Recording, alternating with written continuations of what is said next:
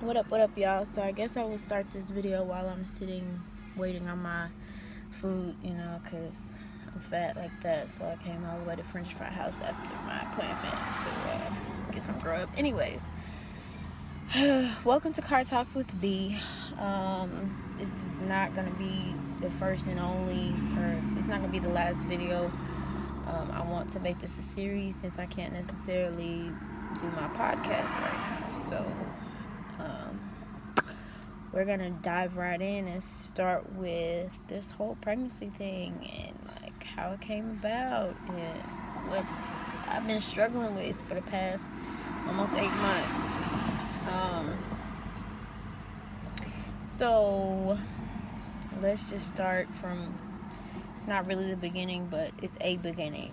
2019, first day, find out that person I loved and was with had betrayed me, and when I thought that we were trying to patch things up, get it together, or whatever else, he felt betrayed, and he claims he was lost and confused, or he didn't know how he was feeling. I told him, just be honest with me, like, if you're gonna do something with somebody else, let me know.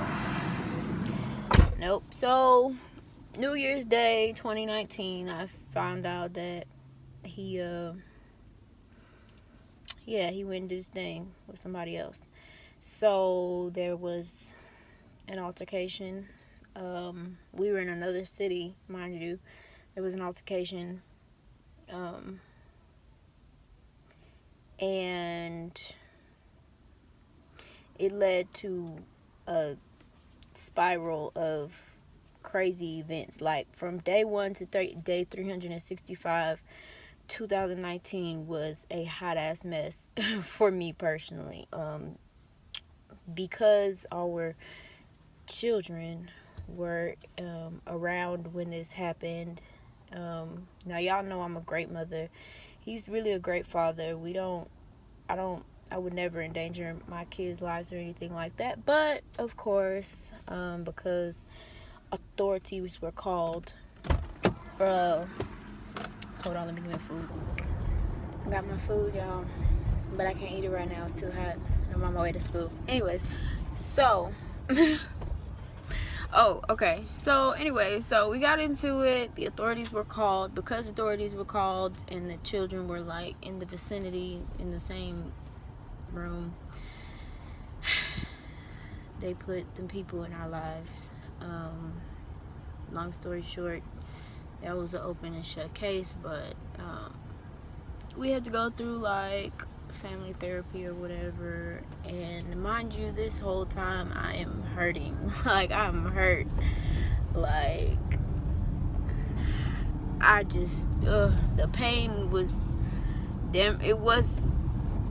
it was a lot. And so, well, I mean, if you've ever either been cheated on or had somebody betray your trust, how hurtful that shit is. So I'm reeling from this pain, and we're going through family therapy, and they're telling me that I'm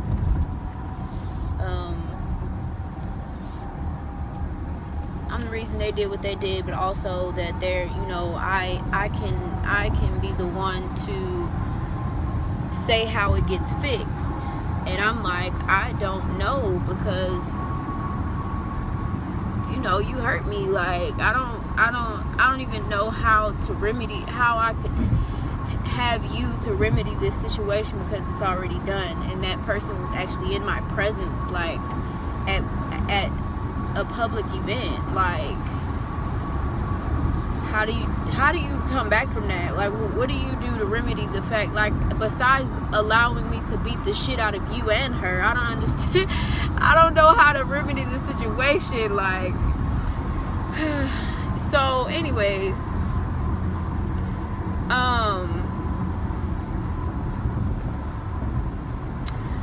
so I'm hurting, and the best way that this is very unhealthy, and I've been working on this and doing a lot better with it, but the best way that I have always not the best way, the way that I have always dealt with like hurt from one person is to go to another one, right? So I met this guy, we're talking, he's going through a divorce, we're both like in hurt mode, but we also have this really like, I don't know, we have a connection. And so wow, actually that's the same story for two people, but one came later than the other. So I meet this guy because me and old dude are in family counseling. He wants to work it out or whatever. I'm like, I have him at bay, I stopped talking to him. Then this other dude comes along, and by this time it's April, I'm still hurting. Family counseling has not really helped at all, but that's what you get when the state gives you shit. And so so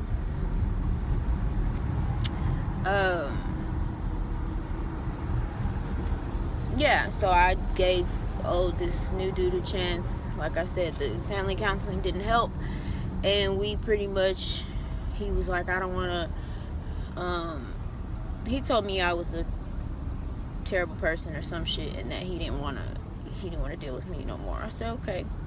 He's like, what you do next will show me how much you love me, but I don't want to deal with you. Well, if you don't want to deal with me, then why would what I do next prove anything? If you have not only hurt me, but then you're not willing to take accountability for the hurt that you caused, and on top of that, you then tell me that you don't want nothing to do with me because I'm this whatever kind of person I was at that time. I've been all kind of people. Anyway, so meet that dude, talk to him, he annoys the shit out of me. I let that situation go. Start back talking to the other dude who actually, got a divorce and whatnot. And, we reconnected. I'm still hurting. And so I'm like, well, maybe he's, the one, or he, because he's, talking about he loves me and da-da-da-da-da. And, I kind of felt the same way about him too. So, we always were going back and forth on and off about just dumb shit. Like, we would fight over the littlest, stupidest shit. And he would block me, or I would block him. And then, a week or two later, we were back talking again. So, let's get to the part about, how I got pregnant, or when I got pregnant. Okay, so, old dude is like, are you talking to anybody? And I'm like, no, because one, I didn't think it was any of his business, and two, I just didn't know where things were really going with old dude. So I was just like, whatever, like, no, like, I'm chilling, which I was chilling, until you tell me something concrete, I can't trust what you're talking about. If you're telling me you should know where we stand, then I don't know where we stand. If you can't make it clear to me where we stand. So, dude is not making it clear, but, on occasion we do our little thing. So, skip to August. He was having a very rough time mentally, and I don't know if it was accidental or purposely, but he mixed 2 anxiety medications and overdosed.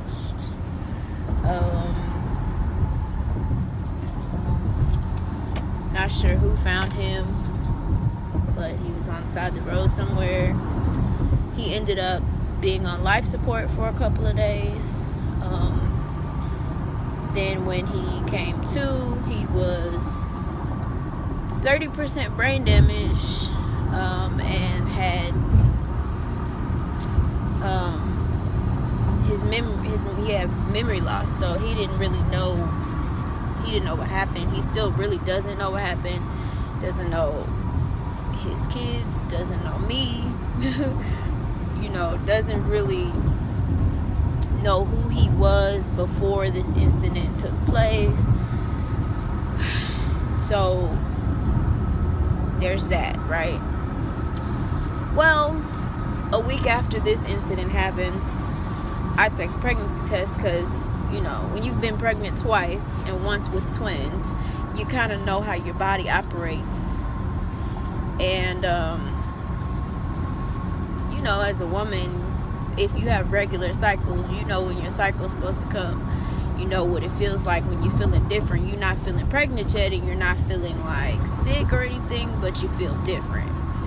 So I felt different, and I waited, and then about a week after he overdosed, I took the test, and boom, there it is. Pregnant. So when I took the test, I'm still optimistic about the fact that maybe, his brain will, heal, and his memories will come back, and it'll be a joyful thing that we have this new life coming into the world, right? But then, things don't seem that way. Things start to look very grim from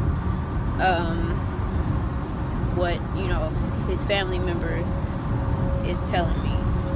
And so then depression takes over, and things take a turn for the worst.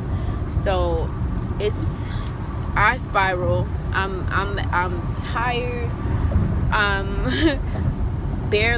don't want to get out of the bed. It takes all my energy to take a shower. Dealing with the twins is hell, because I have to feed them, of course, and make sure their diapers are changed and make sure they're good. But I'm doing the basics, and that's it. I'm really not doing. I'm not up. I'm not really playing with them. They're watching TV and stuff, and that's about it. I'm not really engaging with them like I know that I usually would be or should be, but I can't. For my physically and mentally, I'm broken at this point. And so this goes on for about 3 months, 2 or 3 months.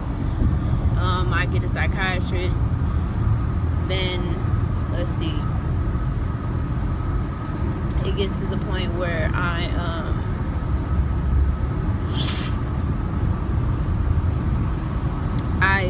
start getting up and doing more, because my mom is like, look, you're gonna have to, and I'm hiding, I'm trying, well, she knows, because she just knows me, and I was real tired and all of this stuff. So one day she just asked me, and I was like, yep. Well, I didn't really say yep, I just was like, maybe. And I don't know why, because I knew when she knew, and then eventually I just was like, whatever, yeah. But she was like, you're going to have to get up and do more, and in my head, I'm like, you don't know the toll that, this depression and stuff is taking on me, fully, but it is what it is. So I have, at this point, I don't talk to all my friends who I didn't check up on, or who I didn't contact for a good 4 or 5 months. This is what I was going through. I'm sorry. But I didn't want to talk to anybody. I felt so guilty and ashamed, because here I am, 26 years old, living at home. I have twins that are almost 2. I have a 7-year-old, or a 6-year-old at the time, and I'm pregnant again by somebody who I loved and cared for, but didn't want a baby by. I didn't want no new baby. Like, I was not ready for another kid, like, period. I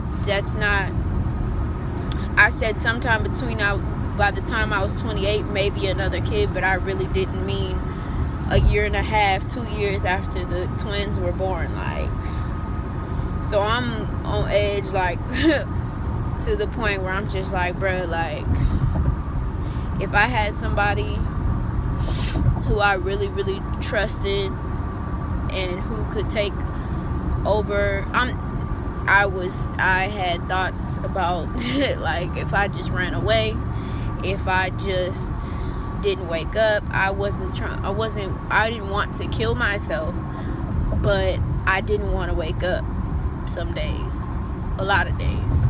There was a lot of times when I just felt like,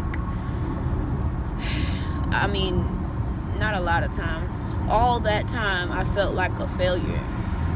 And I was, like I said, I felt guilty and ashamed because I didn't want to put this responsibility on anyone else. I didn't feel like I was gonna have any help.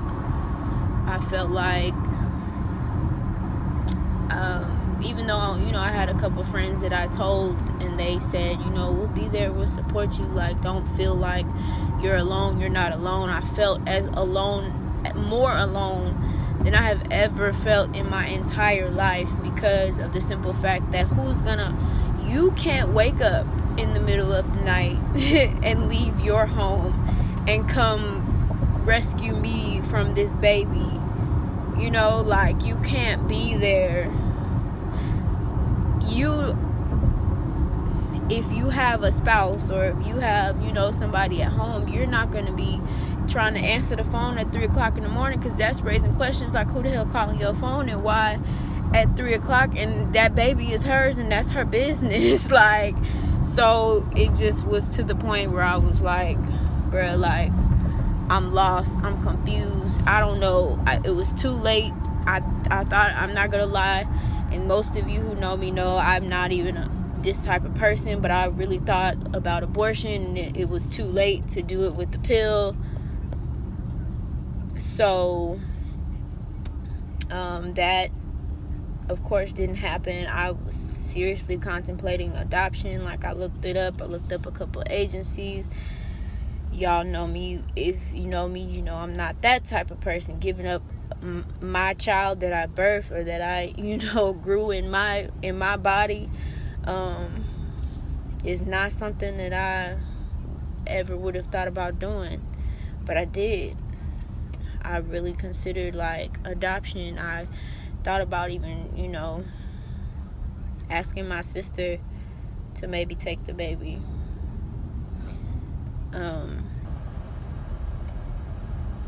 But something in me couldn't allow that. I cried and cried and cried and cried and cried and cried. And something in me just was like, you gonna see this baby and you're not gonna be able to let somebody take her from you. Like, you're not gonna be able to watch somebody after you have done 9 months of work and been through 9 months of hell as far as your body goes. You're not gonna, how are you gonna watch somebody else walk away with her? Like, I wouldn't be able to. I'd be like, give me my baby, I'm running away. I don't know. But so, yeah. So, I was considering it. I was thinking hard about it, and I was talking to myself like, you know, you're probably not going to be able to do that, but whatever. So, hold on. Okay, I'm back. So, I let that thought go. But still, not only well, I'm not really that depressed anymore, but not only was I like very depressed and super anxious, I'm also dealing with the thought that, and this all changed probably a couple of days ago, but I still was wanting to be with Mr. X-Man, the father of my twins, because we were in it for 3 years, and yeah, that all took place, and he hurt me, but I did my stuff, and now I have a whole baby coming, and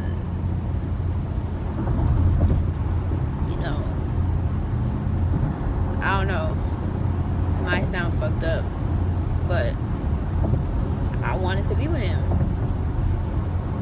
And he knew that I was pregnant, and he expressed a lot of, for at first, yes. Well, he on and off, of course, expressed his hurt. It was like, basically like, you made a choice, and what were you thinking, and da-da-da, again with the shit, blaming me, oh, you made a choice, and I ain't have nothing to do with that, and you chose to get pregnant by another dude. Look, let me tell y'all something. It's condoms break, birth control fails, and niggas don't pull out in time. And when you're dealing with a person who is mentally unhealthy, your first thought is not to ask them to get you a plan B. So, well, maybe that's just me, but my first thought wasn't to get him to make him get me a plan B. I was like hoping that it just was like other times in my past that I had sex with someone and I didn't get pregnant. So anyways, so yeah, it wasn't a choice, because it wasn't something that I wanted. It wasn't something I was expecting. It wasn't something that I anticipated. But like I said, he's quote unquote hurt, so he's making these assumptions and accusations and whatnot. But then on the flip side, he's showing all this support. Well, I got you, and I got, if you need anything, if you need me to get the twins and blah blah blah, just let me know, da da da da. Alright, cool. It was good like that. It was good for a few months. Well, yeah, for a few months.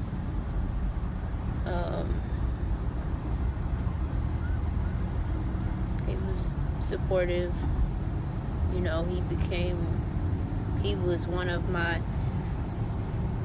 best friends, because I turned to him with a lot of my stuff, and was like, I was always very thankful and grateful for the fact that I told him several times, like, I know this shit is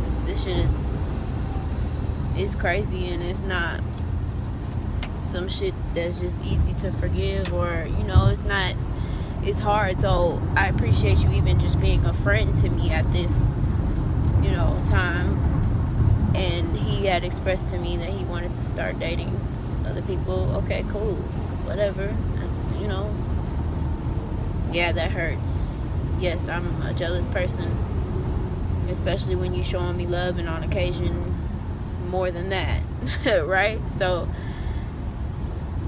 yeah, that hurts, especially when a person actually turns up. But I'm wearing the evidence of me messing with someone else, when you thought we were working stuff out, or when you thought we was chilling, or I wasn't messing with nobody, or whatever. Like, I'm wearing that for everyone to see, so I can understand hurt. I can understand anybody feeling that type of way. Like, I can understand anger, I can understand all that. I'm not naive to other people's feelings. Like, you a whole human being with feelings. But I just felt like if you really didn't, I feel like as a grown-up, like a real grown-up, you should be able to, you would express your feelings if they took another turn, right? So anyways,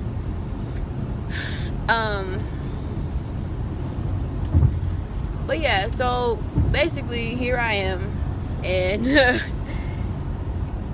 I said all that to say it's been rough, but I've been learning a lot about myself in these past 8 months. Y'all, if you were wondering why I disappeared off the face of the earth, don't text nobody, don't call nobody, don't I wasn't on Facebook. I'm still not on Facebook, but I also wasn't on Instagram or anything. This is why, because I've been dealing with all of this. I got in school for IT. So I'm in school, and that was the one thing that I did for me and my kids, because I need to be able to sustain them on my own, which was another reason I felt like a failure, because I do have a support system, and they are supportive of me, as well as my kids. But I also felt like I was a failure because I shouldn't be depending on my support system to help me raise my kids, even if I am by myself. Like, people do it all by themselves all the time, so why the hell can't you? Like, why are you not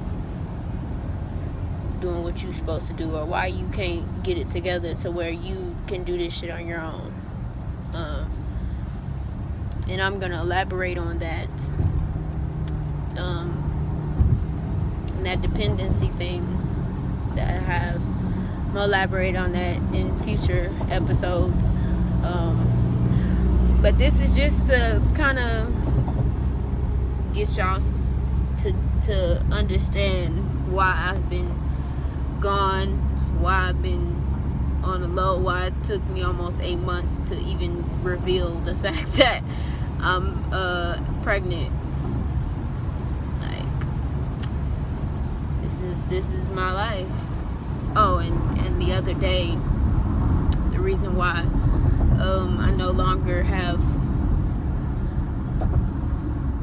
any of those same feelings about the ex is because they told me, okay, last thing, sorry guys, I know I'm like all over the place.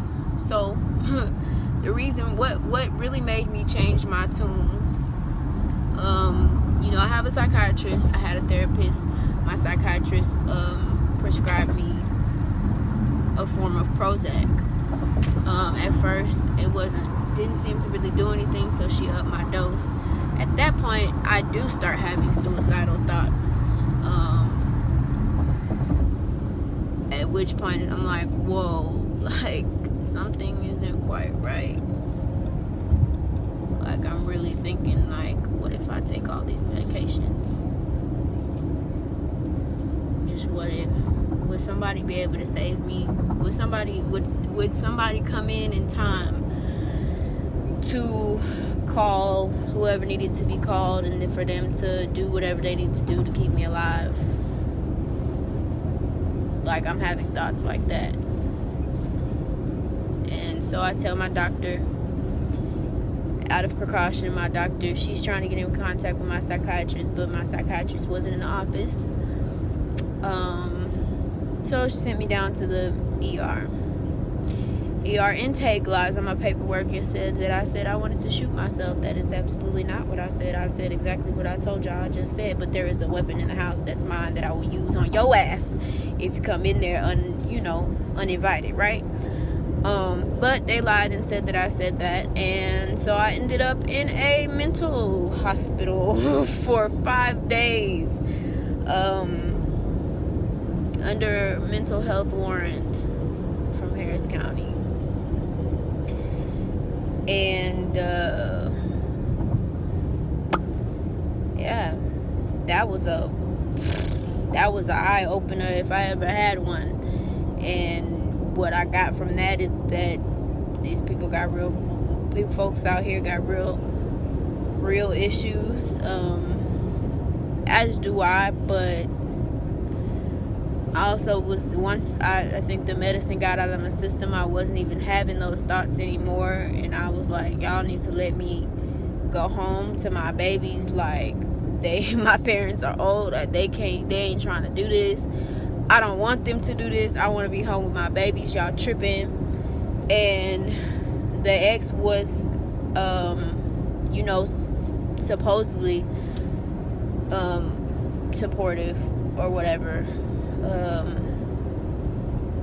We were still friends. He was still there. I was, calling him, making sure that he was sharing, my parents were sharing the responsibility of getting the children.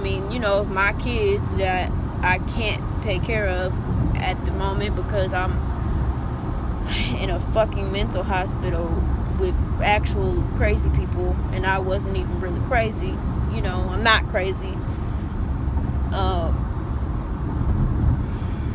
And so once I got out, I think it was eye-opener, not only for me but for everyone else, that I do go through shit, and I'm going through a lot, but also, like, I do a lot. I handle my responsibilities when I'm at home.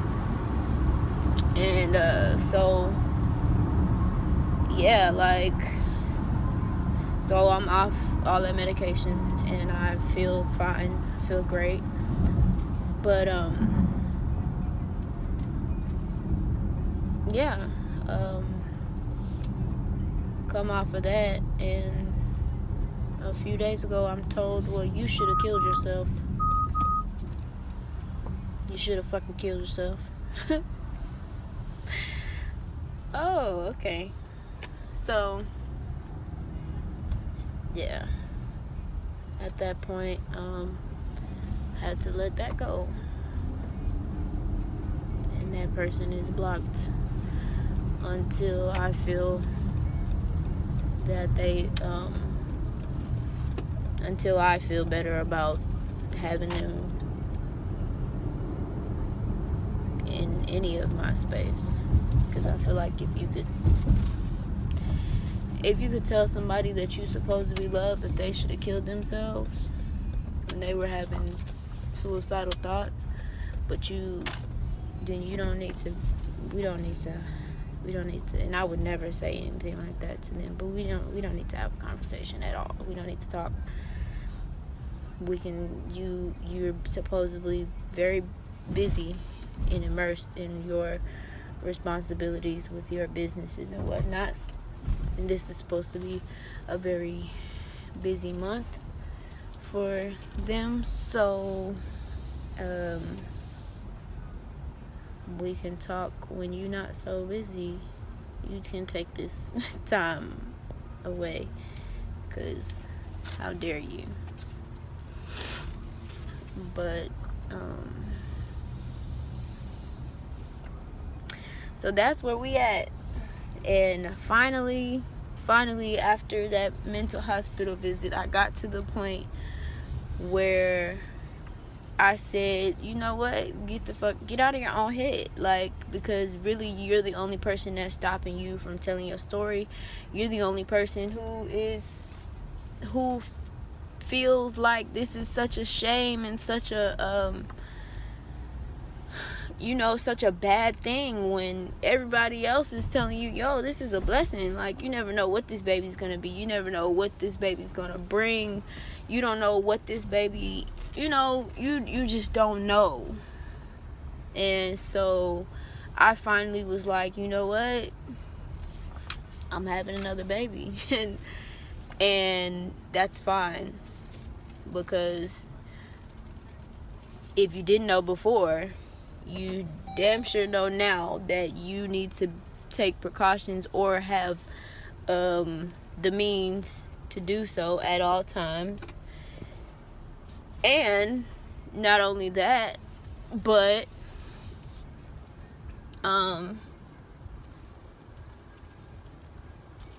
you motivated.